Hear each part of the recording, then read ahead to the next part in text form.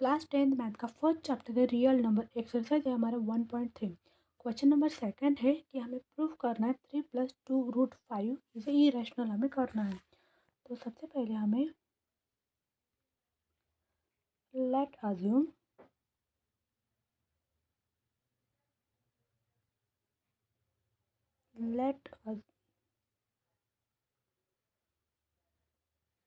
Late assume 3+2√5 is rational number।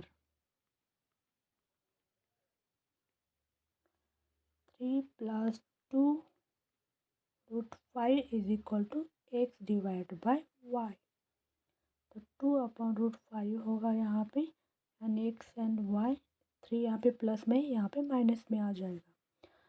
तो √5 is equal to 2 भी वहाँ पे हमें लेना पड़ेगा 1/2 x/y-3।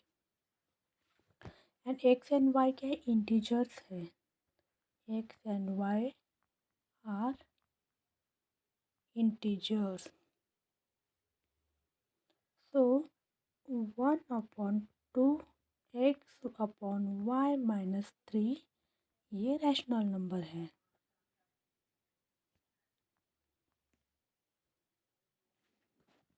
And √5 is a rational number.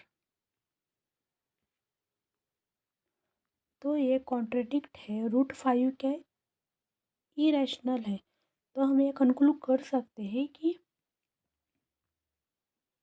3+2√5 is irrational. ये हमने कंक्लूड किया है ये।